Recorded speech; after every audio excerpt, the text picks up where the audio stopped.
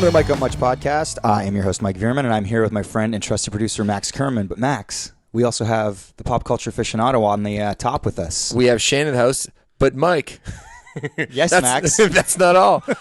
Oh, Shane, do you want to introduce him? Yes. We have a new guy here who looks like a young Jay Baruchel. Really? Yes. I would go with James Franco. Yeah, I can see, and Jay Baruchel looks like an emaciated James Franco. But you look cooler than Jay Baruchel, I think. His name is Pasquale, and he's our new segment producer. What title would you like, Pasquale? Segment producer works for me. Yeah. Okay, we'll start as segment producer. If you do good, you'll be senior producer. No, junior, then senior, then executive producer one day. But we got to start you, humble. I got to work my way up the ladder. Yeah, that's right.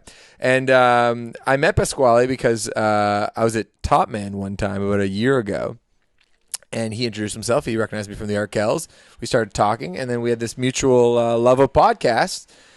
How did we kept in touch a little bit via email. What's your recollection of us meeting? Well, it went pretty much like that, and then I told you what I was doing, that I was a radio broadcast student, and you hooked me up with this potential job opportunity as a music curator for MLSE.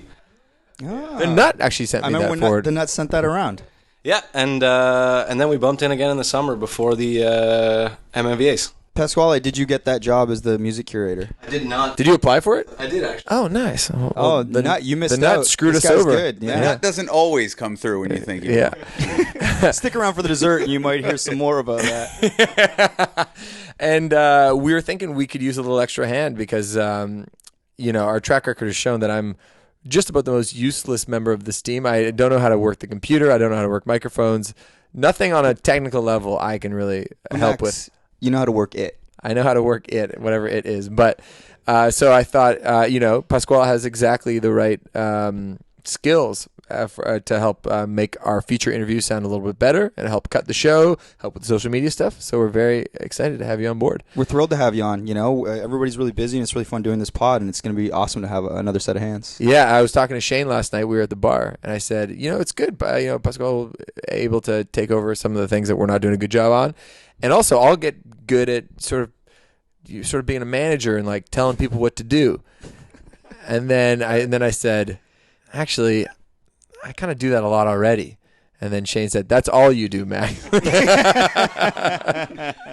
Yeah, I don't like Shane. In one of the earlier episodes, you said like boss guys don't know how to do actually anything in the office. It's all delegation. It's all delegation. Yeah, I don't know how to do a single thing. Yeah, and you never really ask people to do stuff. You just kind of tell them in like a weird way how to do stuff, like a passive-aggressive way. Passive-aggressive? Yeah. I don't know the word for it, but yeah. You're good at delegating. Okay, good. Thank you. So it's exciting. So you'll look forward to our social media game getting better, mostly because Mike is going to start tweeting and Pasquale is going to start making sure the episodes are spread better. Because that was supposed to be my job, and I'm just not doing a very good job of it. I'm going to try to condense my stories and come in more prepared so there isn't as much editing to do. Because last week was supposed to be Pasquale's first week, but as everyone probably heard if you listened, I did a nightmarish job telling a story, and we didn't want to have that intense load right off the bat. We didn't want to hand you that heaping pile of shit as your first assignment, so I went in and cut it. Hey, Shane, in terms of socials and stuff, what do you think about you running the Snapchat account if we had a Mike on Much Snapchat account? I could do it, yeah. Mike, do you think it's a good idea? Do you trust Shane? Would I get fired, though, if something bad happened? It's possible. What do you think, Mike? Is that a bad idea, knowing Shane's drinking habits and his... Because last time I saw him on Snapchat, he was like... Simulating oral sex? Yeah, at a karaoke bar with guys trying to sing? Those were other people snapping that of me. That's true. Yeah, I wouldn't man, those. it's a team effort. This is, it's like, everybody pitch in, dude. All right, yeah. Can you, do you have a really loyal Snapchat following, or can you just make yours a Mike on Much? I don't have a lot of people on it, but I could probably get more people if I'm the Mike on Much guy. Yeah, let's do that. That'd be fun. Done. See? Sweet. Delegated, just right there. Why don't you do it, Max? So, okay, thank you. We got that issue solved. The other thing I am thinking about a lot is the U.S. presidential election. Now, Mike, you read a fair amount about politics, right? Is there an election going on? Yes, there is. And Shane, do you read anything about politics? You don't care, right? I'm apolitical, as Mike likes to call me. Yeah. Okay, cool. He didn't have time for that. So did you watch the debate? But Shane did watch the debate. Of course I watched the debate. And actually, my wife was in South Carolina on a work trip, so I watched the debate like alone. Like I got some food, and it was funny because like at the points where Trump would start to because he really likes self-congratulating himself. Yeah. And I always find it so funny that I was by myself cackling, scaring my cat because I was laughing so hard out loud at the points where he would like explain why he was so great. Yeah. And then basically like just congratulate himself throughout his whole conversation or his whole speech. He's like, Hillary, you've spent a lot of money on attack ads and you've said some very mean things. And you know what? I could say some very mean things about you too, but I won't.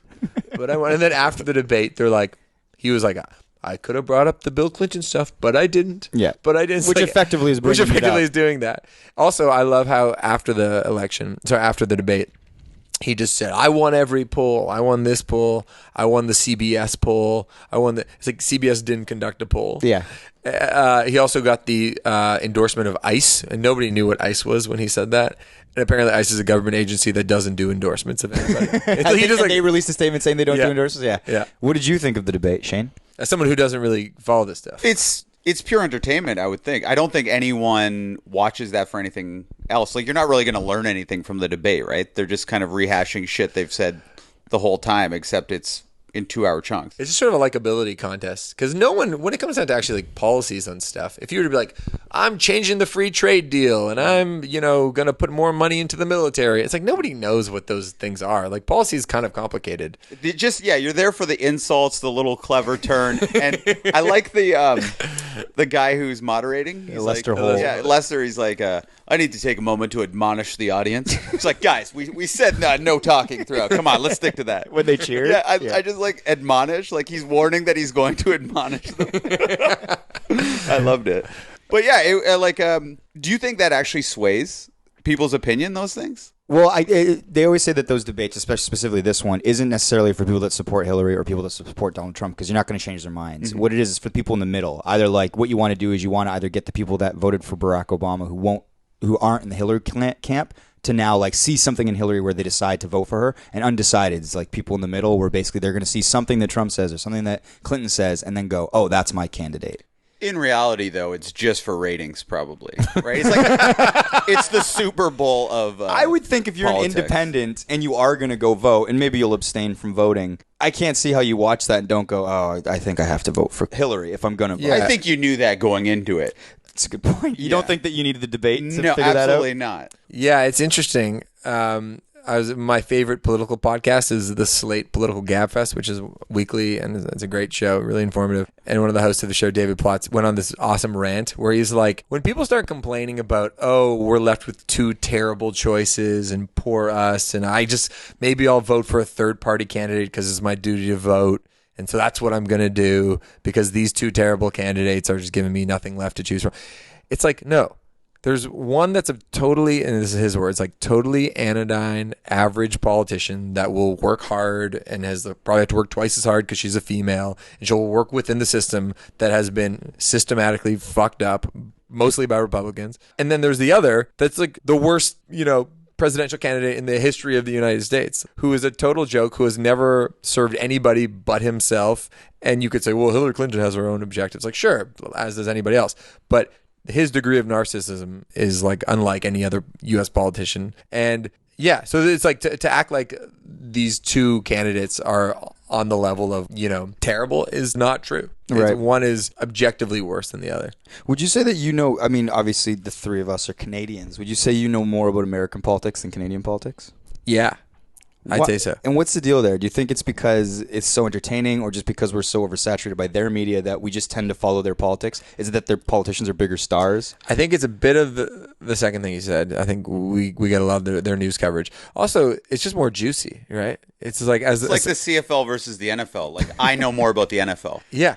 Yeah, and because it's like, and Canadian politics is really polite for the most part. There's not that much scandalous stuff happens. So it's more entertaining. It's way more entertaining. The U.S. press is ruthless in like finding out the dirt on every politician and like, oh, one time he said this in 1990. It's like the Canadian media doesn't cover their politicians in the same way. But that being said, the Rob Ford thing was insane. That was very American-like, and that's was why kind I of think it exciting. confused a lot of Canadians. But since that ended, it's like back to business as normal. It's like John Tory is just another boring Canadian politician. I don't know. Yeah. Well, maybe it's probably better to live within a society where your politicians are boring and the status quo is just kind of like mundane, as opposed to what they're facing down in the States. Oh, totally. And I think On either side, like Trump supporters, Hillary supporters, like the problem is it's like half that country, one of those two people are going to get nominated as the president. One of those two people is going to win the election, and you're going to have half the country that's going to think it's the end of the world. But it can't be Trump. it's not looking good for him right now, but No, stranger things have since happened. that debate, he's unraveled, and she's up 5 percentage points, I think. So, I mean, it's a lot of people. It might be like I remember when it was between Harper and Trudeau, and everybody's like, "Oh, it's going to be like really tight, and who knows?" And then the Liberals won in a landslide. It was kind of insane.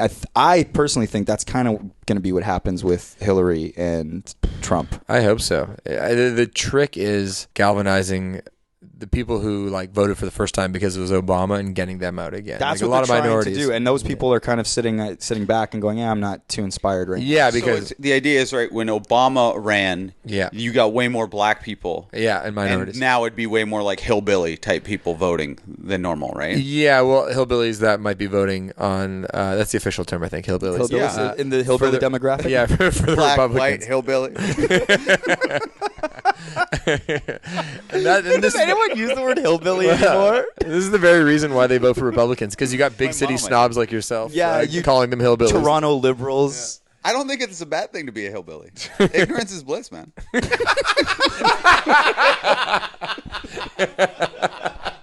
Oh man. Okay, let's. All let's right. get to the So, interview. guys, on the show today we have Banks. Yes. She's a pretty interesting artist. Yeah, it I've been a was- fan of hers. Yeah, it was great to get to sit down with her. Maxie, we went over the questions. What were your thoughts on Banks when we were presented with the opportunity to interview her? Yeah, she's kind of in an interesting space when it comes to like female pop stars, because she doesn't fall into the category of an over-sexualized thing like in a Katy Perry or Ariana Grande kind of way. But she still kind of competes against them when it comes to the pop culture and like the standings of like female pop songstress. So she definitely has an edge to her that I think a lot of those other artists don't necessarily have. And the one thing I will say is that you wouldn't say this, but I heard from people in the building that she had a long day of press, and I think we were like last on the list, and she may have been like fading a little bit, as any artist would after 7 interviews. But she left the Mike on Much interview with a big smile on her face and was in a great mood. She was cool. I would say like when she came in, she was definitely kind of feeling me out and kind of like what's this interview going to be like? Is it going to be like more? And she had a rule like no rapid fire, no rapid questions. fire Just like questions. goofy stuff. Like she's like, I want to have serious conversations about like music, Yeah. my career. That's the impression I got, and I really felt like in the beginning it was kind of like, oh, like let's get to know each other a bit, and then I felt as the interview went along, she warmed up and opened up, and we actually had a great conversation. Do you know why she goes by Banks? I don't actually. In all our research, did we ever figure this out? I don't think we asked her. Which she's probably relieved, because when people ask me, like, how did you come up with the name Arkells? I hate answering that question because I've asked her a million times. And she's probably answered that question a million times. Yeah. So we did her a favor. Yeah, I'd like to think so. We didn't just under-research. No. Shut up. All right, you want to get to Banks? Let's do it.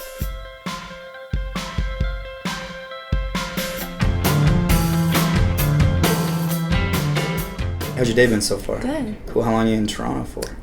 Like a day and a half. That's it? In and out? Yeah. Just press, no shows? No. I wish you're at the weekend show. Great. The guy that has this office was. Oh, he's you- much cooler yeah. than me. Yeah, exactly. Yeah. Got it. I opened for him that tour. Yeah, how was that? It was good. Yeah? Did you guys interact a lot? Yeah, he's awesome. Yeah. Well, Yeah. when you find out you're getting a tour like that, what's the feeling? Well, I had toured with him before. He was the first tour I ever went on was opening for him, so his manager called me because we're friends. He was like, do you want to go on tour with us? And I was like, yeah, let's do it. Was that the first time or that was the second That was time? the second time. So the first time when it comes about, when you get a call like that, like what's going through your mind? Was that the first sort of big tour you'd been on? It was my first tour. Oh, period. period? Yeah, Wow. yeah. I don't know. It was crazy. I remember like months before, because he wasn't like as massive as he is now, of course, because his career has like exploded. Yeah, but he he's was still always. on the I way mean, up. Well, he's brilliant, but like when I first toured with him, it was like a little bit. It was smaller than the tour I did with him the second time, but I was obsessed with him already, and so I heard, I was really excited. Yeah. I think there's a perception when it comes to sort of casually observing someone in your shoes. We just talked about the weekend tour, big following in the UK. You're playing the Guggenheim, I saw, which is pretty insane. Can you describe like sort of the realities of what your day-to-day is like when you're not touring? What's home like? Well, it depends if I'm in a good place or not. My dream, like when I'm like in a really good groove at home, like in the morning I go on like a really long walk. Like that's how I meditate, is like walking. So I'll go on like a 3-hour walk, and then I'll like have a yummy breakfast, and then I'll like go to the studio and write, make music, whatever. And then I don't know, I like being around people that I love that I always miss when I'm touring when I'm home. So usually hang out with Edwin, who's one of my best friends, and my sister, my mom, my dad, who are not together, so separately. I don't know. I'm just like a normal human who likes to eat good food and like watch good movies and go on really good walks, and sometimes maybe there could be like a cool exhibit here and there, a museum or something. Do you wake up early? Yeah, I do. I wake up so early. Yeah. Yeah. That's impressive. Like, are you like a 6 a.m. riser? Sometimes. Yeah. I hate it though. I can't do it. I try my hardest. I mean, like, I don't know. I've never been able to sleep late. I don't know how. Yeah. You said you like to watch good movies. Yeah. Do you have a favorite? Favorite movie? Leon the Professional's great.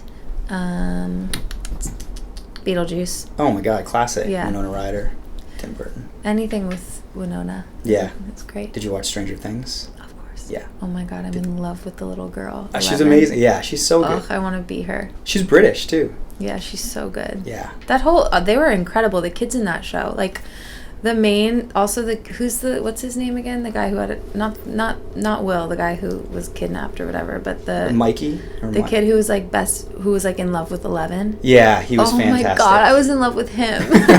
He was so cute. Yeah. His little fucking face. Yeah, he was really adorable, and you really rooted for him. And like when him and 11 kissed, he was like, yes, because he's sort of an awkward-looking kid too. Yeah, he's so cute. Yeah, the best. We also like on this pod like to get into sort of the minutia of how creative people do their work, and I feel like the Rolodex of producers who I imagine would be available to you would be very vast. Yeah. What do you look for in a collaboration when you're deciding to create music? Well, I need to love what they've done. You have to like really love an artist already if you're gonna like work with them, I think, unless somebody like, usually that's how for me it is, at least. But also, I don't really know the answer to that, because like I do, I guess. I have to, if I meet somebody and like we vibe like energetically, like it needs to be, you need to be like my people, like my tribe type thing. Like if I meet you and you could tell that like we click and we're on like kind of the same wavelength, and you have to trust who you're working with. Like it's a really vulnerable, intimate process when you make music. I sing about like really personal things, and so if you're not gonna like want to open up around someone you don't trust, or someone who gives you like a weird vibe, or you don't feel like fully safe being the creepiest, goofiest, whatever, most sexiest, most playful, most angriest, most jealous, most everything, most vulnerable side. Just every side of who I am. Like I need to be comfortable being that with who I make music with, and so I usually don't work with like I told my management before this album started, I was like, I want to find my tribe, like find my people, and that's going to be like who I do the whole album with, because it's just so exhausting, like meeting people and having to like once, like you can't just like, it's like if you had 17 different therapists and you had to meet a new one every day type thing. That trust every time. It's like it would be like, it's not even like, it's exhausting and it wouldn't even be enjoyable. So for me, I like having like Tim Anderson worked on both my albums, Sohn worked on both my albums, DJ Dahi I met this time around, and he's just like the best. Like I just love him. And some of the XO crew I worked with, Danny Boy and Belly. Okay. Which was great just because we were working together like right as I was touring with him, so it was just like we'd be like, see you at the studio, like nice show last night, like Yeah. And then John Hill, and then and Jenna Andrews I worked with as well. She's from here. Do you find it takes you a long time personally to establish that trust, whether professional or personal? Like, have you ever fallen into trust very quickly with people? Yeah, 100%. Oh my God. With Sohn, I wrote Waiting Game the first time I met him. Really? Yeah. What do you think it was about that allowed you to sort of just settle in? Like, you can't explain it. It's just kind of like, it's like if you fall in love with someone, you just do. Yeah. Or like if you meet someone that you want to hang out with, you're just like, it's just like a vibe. Like, I'm super sensitive and I'm really intuitive, and if I meet someone and like I feel like I'm getting like the right energies from them, then that's how I know I want to like continue hanging out with them, or like want to try making music with them.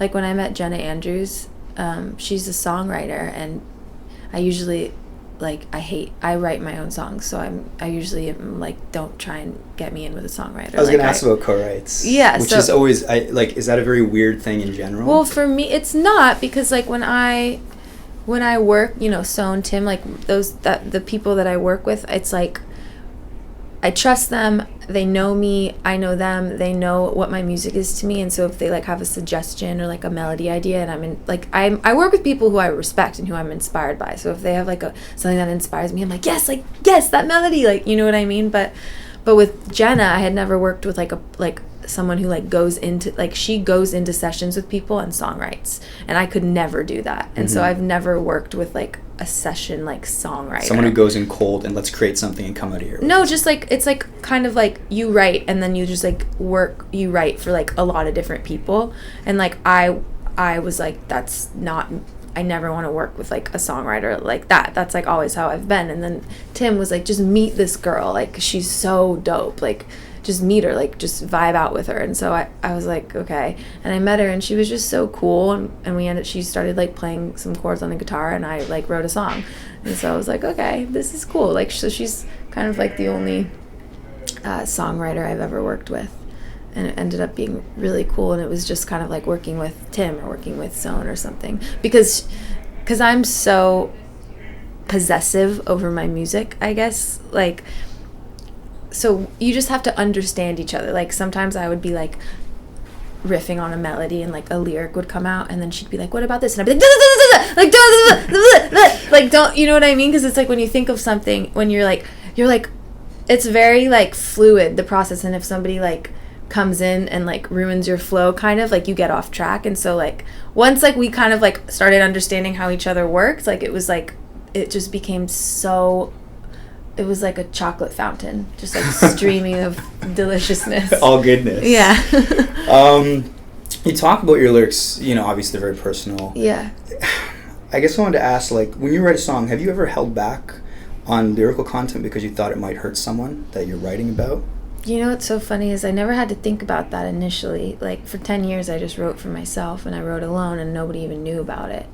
And then now it's something that I've started to feel strange about, to be honest. Like my music, they're like diary entries, and it's about people that I have like been in love with or have loved in the past, or like have had, and it's about me. And so like what affects me are the people in my life and situations I've gone through, which are usually involved with other humans. And so like when I write now, like a song, have you heard my album? I haven't heard the whole thing. Album? No, okay. I didn't get the whole. Sometimes they the first two. Yeah, so singles. Like Gemini Feed is about like a certain time in my life, certain relationship, however you want to say it, whatever. And that I had a lot of like anxiety like putting that out. Like it's just strange now because people hear it. And so it feels, and the subject of those songs, I'd imagine. Yeah. So I guess I had to make like a conscious decision. I still have to, like, all the time, like when I'm writing and when I'm like releasing music, it's like I can't change how I write, because music to me, it's just like my therapy, and so like I can't like change, like it's my safe place, and it's like if I started changing how I wrote or holding back, it would like all of a sudden my safe place would be diluted by dirt or something, and it just would be like less pure, and I don't ever want to do that. But it's definitely something that I think about and I'm not like calm and settled exactly with that whole relationship of like writing something really intense and personal and then like putting it out. Like it's still something for me that has, where I need to like come to terms with it fully, because it's still interviews, like even talking about certain songs, like is still very like uncomfortable for me sometimes. Of course. Yeah. Yeah, I mean, I guess maybe in the past it was like you'd write, and now it's something you have to be cognizant of. I don't know if I should be cognizant of it or I have to be cognizant of it, but I just know I'm more aware of it now. Like I used to write and I got it off my chest. Yeah. Great. That's it. I wouldn't even record my shit. Like I would literally just write because I had to, and like that's what I did. But now it's like, oh wow, this actually is about this, and like now that is gonna happen if they hear this, or like right. You know, it's like it just adds a lot of different stressors that never really had to do with my, you know, my music is like the purest place in my life, and I hate even having to like think of things like that. Sure. Because it's just how I function. Yeah. Yeah. You mentioned Gemini Feed. Yeah. I was just interested, the line, and to think you would get me to the altar. Mm-hmm. I wondered if that was from your perspective, meaning like you thought you were going to go and now you feel silly that you thought maybe you were going to the altar, or if it's the other person's perspective and you thought you would get me to the altar. Well, I don't even, sometimes songs can have more than one meaning, so that Sure. could also be about like, and to think you would get me to the altar, like, and to think you would get me to the altar, like I'd follow you around like a dog that needs water. Like, do you actually think that I would just follow you around like a thirsty dog that needed water, like, and do whatever, you know what I mean? Mm-hmm. Like, it's that type of thing. But it doesn't have to be like about me singing to another person. It could be like about me. Like that song could be, you could also like dive into those lyrics and say like, you're passive aggressive, convince me other people they don't care about me. It could be about like your own bully in your own head that's like always kind of like, everybody has that voice in their head that like fucks with them too much, and like certainly, yeah. And that it could also be about that. And the altar is like your love for yourself. Marriage is like a lifelong love, and like you should have a lifelong love for yourself for sure. But if you have that voice in your head, it's like sometimes you don't come from that. You don't come from love for yourself. And so sometimes I write things and it means one thing, and then in another time in my life it means another thing, and that's kind of how Gemini Feed is for me. You've had sort of an interesting relationship with social media in the past, or you're just not that into it. Where does that stand now? Oh God, it's so funny you asked that. I'm having such a tough time with it right now. I hate, not with it, I just hate it. Like, I just don't like the internet. I just find it so strange, and like... Has it always been that way? Yeah, I didn't even have any form of social media before my music started. And then once it did start, people were like, you should get an Instagram, you should get a Twitter, you should get a Facebook. And I was like, I don't want to. And so my manager and I was like, let's just give him my number. And so I like put my number on the internet. I read that, yeah. And then after that, I was like, now I run my own Instagram, which I actually really love. And it's like you have to find your own relationship with things and like find your own ways to do things. And so I've definitely like, I'm into that, but I still go through stages where I'm just like, I fucking hate that I have to do this, and I hate that I have to be on the internet at all. Like, I find it so... It's like a lector. A lector is like a word I made up about, like, just like soul-sucking, draining all the nutrition out of your skin things or people. Like a lector. Like, sometimes the internet is just a lector in my life. Okay. Yeah. All right. But you do it. You press forward. I mean, I find my own... That's just...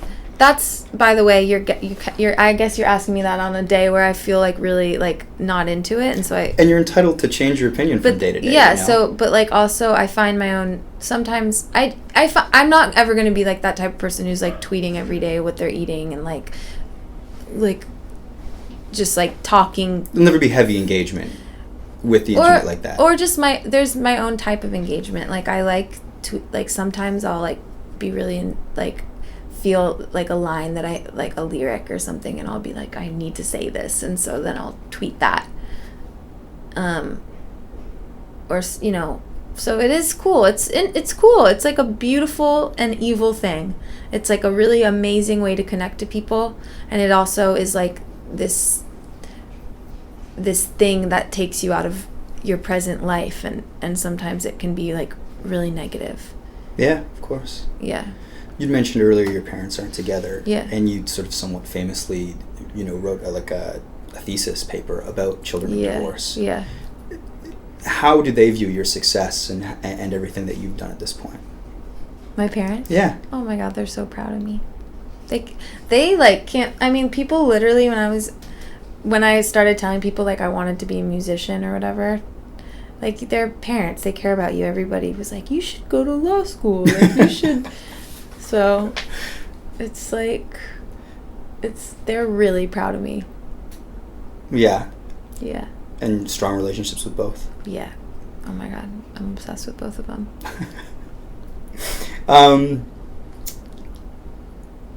I think your sound, obviously, it's got like, there's a lot of R&B in there, but it's also very contemporary sounding. Are there musical peers that you listen to right now that inspire you? Yeah, a lot. I mean, you mentioned The Weeknd. You're quite liked. Yeah, he's amazing. Jaw Duhart, I love.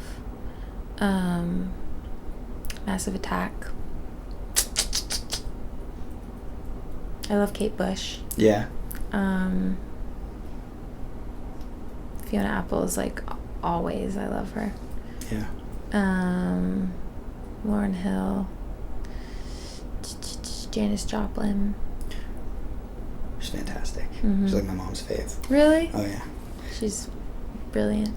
It's interesting now that I do this, sometimes I read interviews that other females that have been like in musicians in the public eye.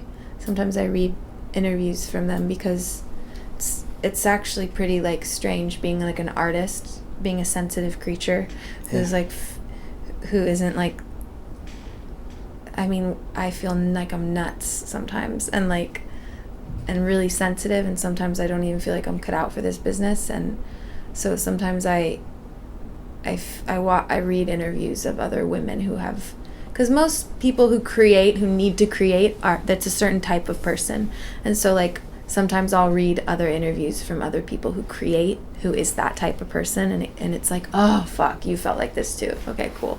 Yeah, I'm not losing it. Yeah, it's because it's a strange thing to have to like talk about your diary entries and sing them in front of thousands of people, and then sometimes have people saying not the greatest things, and it's just you have to have thick skin, and you have to feel really powerful, and you have to be centered. And sometimes when you're exhausted, it's hard to be centered, and so it's nice to like sometimes look at other people who have done this before, read interviews that Fiona Apple has had, read Bjork, read Kate Bush, read Janis Joplin, read stuff like that, and then say like, okay, you've gone through this and you felt similarly maybe, and that makes me feel a little bit calmer about it. Mm-hmm.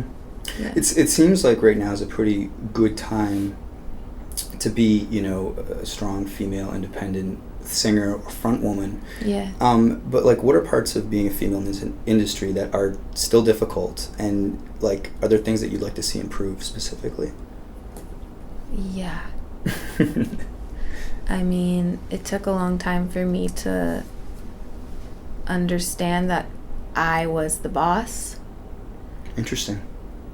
I mean, people sometimes, I think women think that they're are made to feel like they're being emotional or hysterical when they just say what they want, and that's something that you have to like overcome and be like, no, this is what I want, and that is a fact, and that's not emotional, and that's what's gonna happen because this is my face, this is my body, this is my mind, this is my music, this is my ass, this is my like everything, you know, like. And so that takes a lot of strength, and I think learning that is actually part of like a new empowerment that I felt writing this album.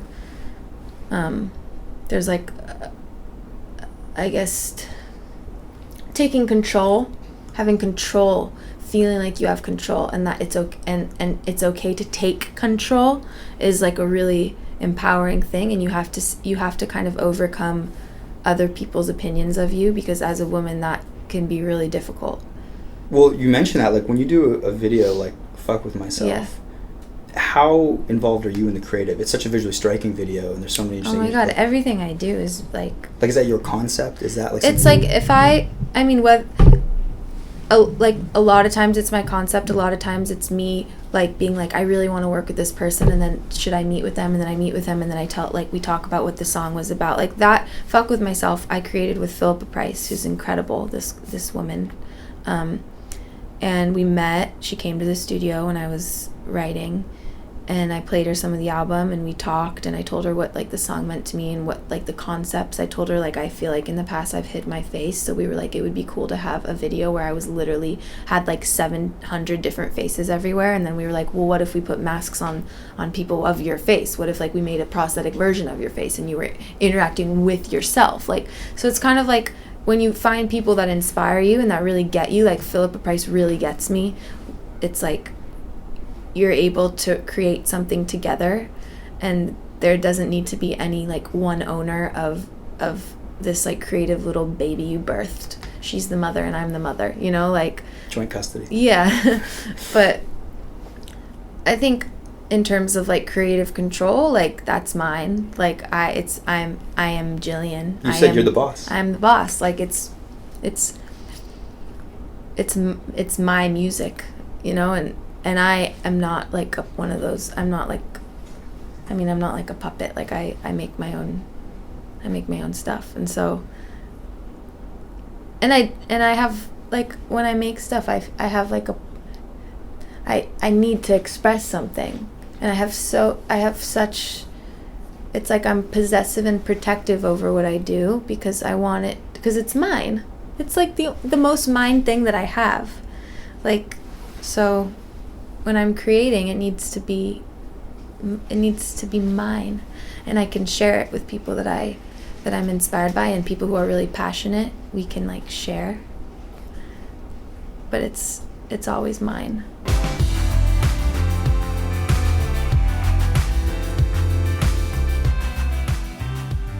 Welcome to everybody's favorite part of the episode, the dessert, where we invite our pop culture aficionado and good friend Shane Cunningham on. Shane, what is going on?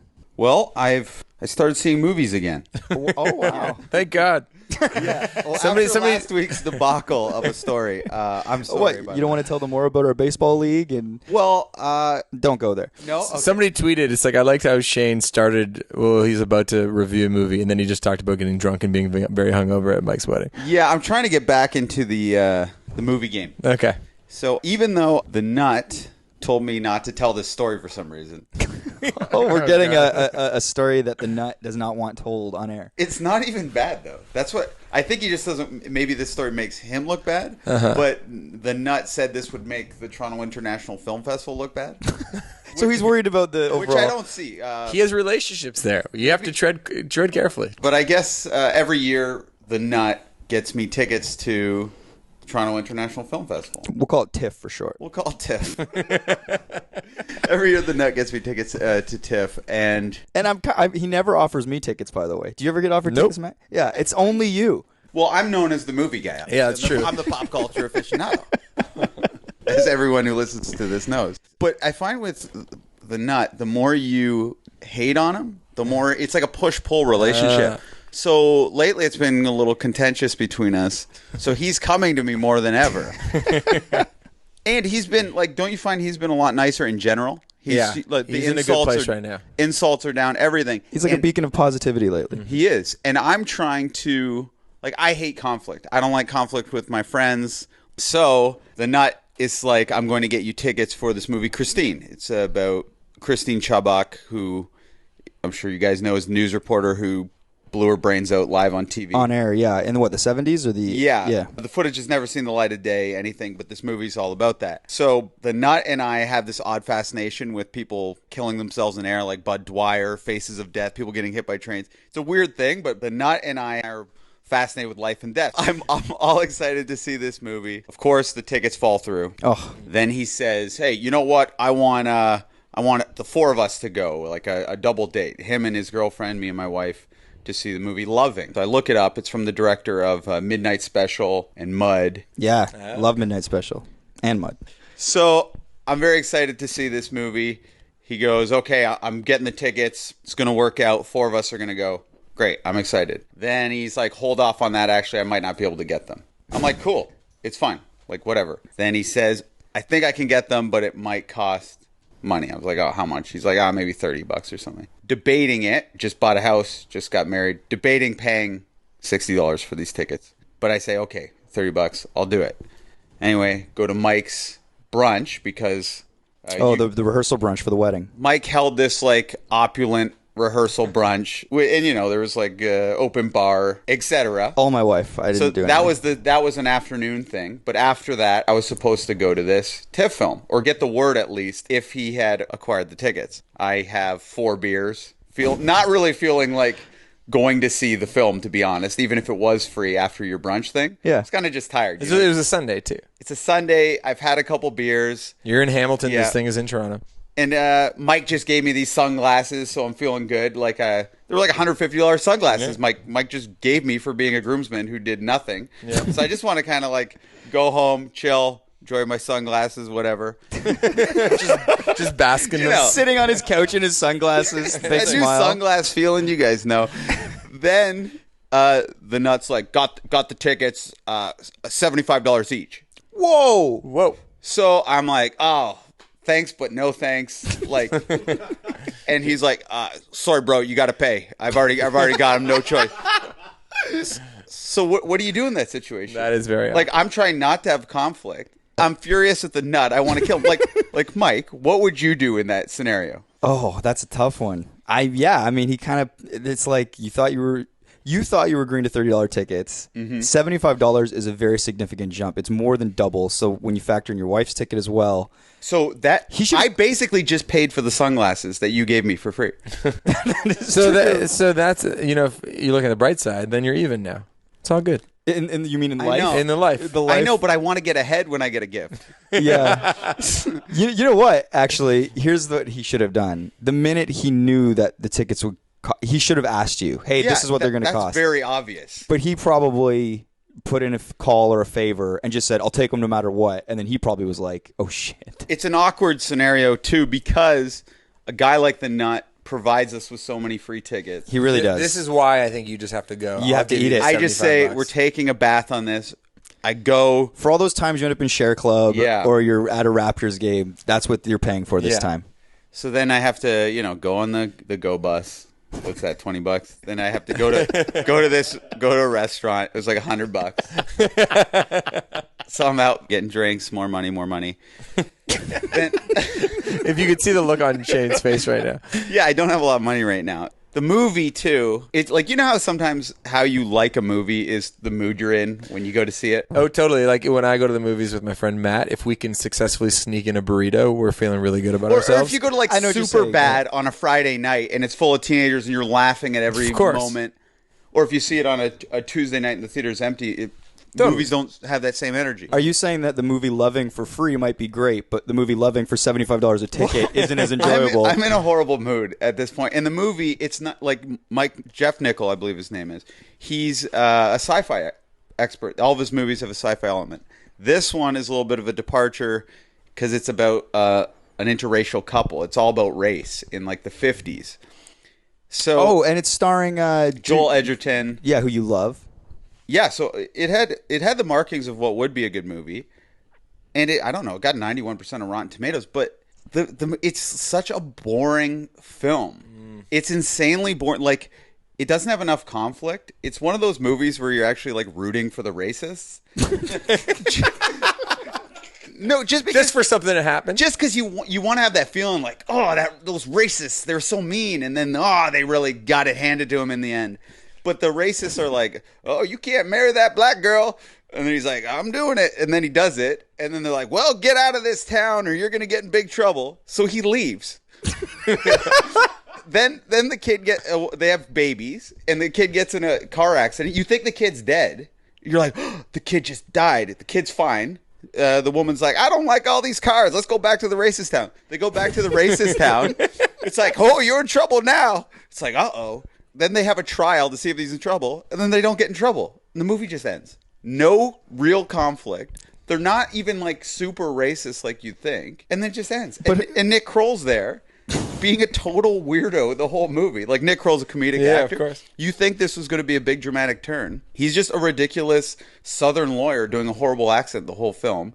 And you don't like him. And you know how you want to like the lawyer who's fighting for the interracial couple. Like, you didn't really like anyone. So it was kind of a... Wasn't there a moment, though, when they won this landmark case that made it legal for them to be married and have children? They didn't even go into the trial. Just when it goes to the trial, it dips to black. It's like they won the case.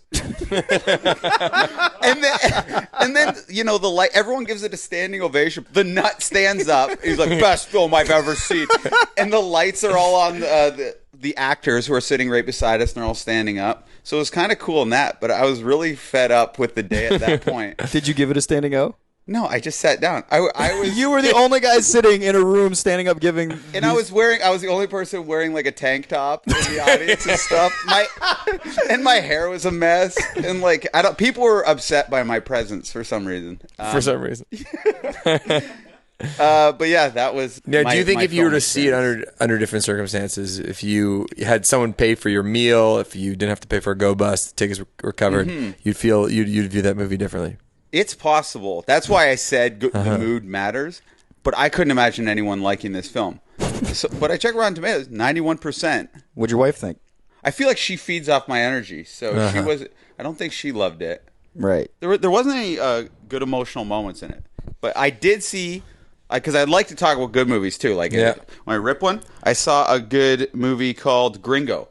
Gringo? Who's in it? Yes, it's a documentary on the guy who you know in the 90s you get a computer had the McAfee virus. McAfee software. McAfee software, antiviral software. Yeah. That movie. This guy's like John McAfee. It's a crazy documentary on him. Is it on Netflix? It's on demand, actually. You get the movie network. Okay, I'll check it out. On Bell 5, I believe. Oh, there you go. Yeah. Shout out. So it's on demand.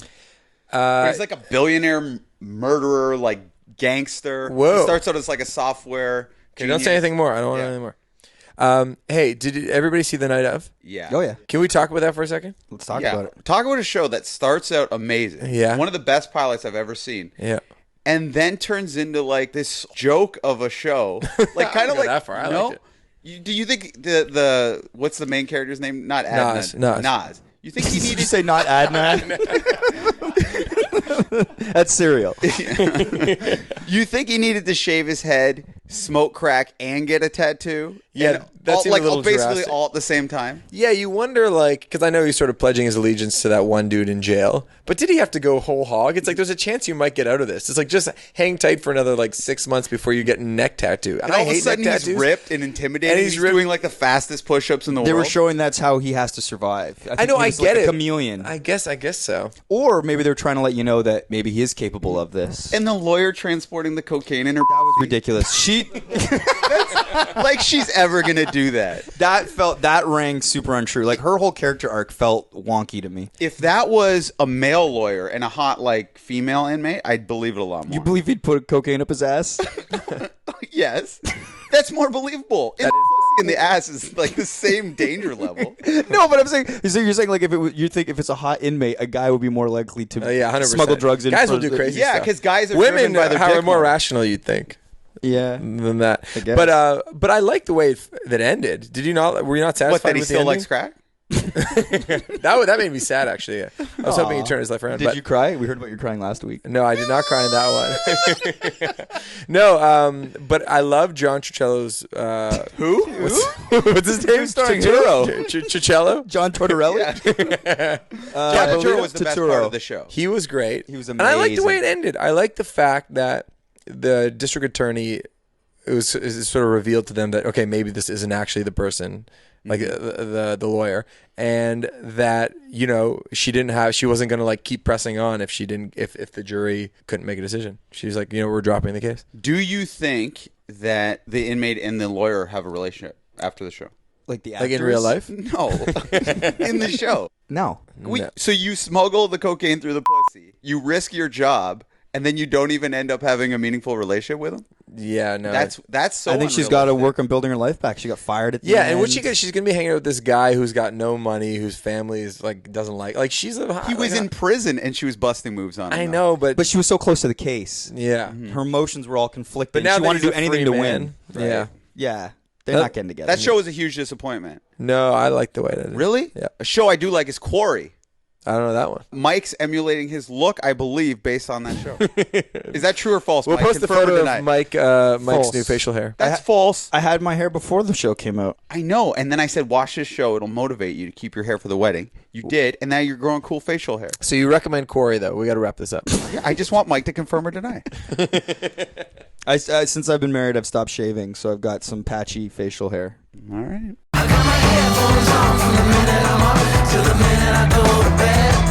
That's it. That's all. That's our episode. Want to thank Banks. Want to thank Shane Cunningham. And Pasquale. Pasquale, first episode, my man. Thanks for coming right after class. And a huge thank you to Jenna Gregory, who provides the doodles for the show. You can find more of her stuff at jennasdoodles.com. I really want to implore all of our listeners to rate the show on iTunes. Leave us a comment. This stuff really helps. So do that. And also tell your friends about the show. Say, hey, you commute every day? Does that commute suck? Is it boring? Listen to the Mike on Much. You have to do that verbatim, just how Max did it. Yeah, too. exactly like that. The Mike on Much podcast is produced by Max Kerman, and I am your host, Mike Vierman. See you next week if we don't die on the weekend.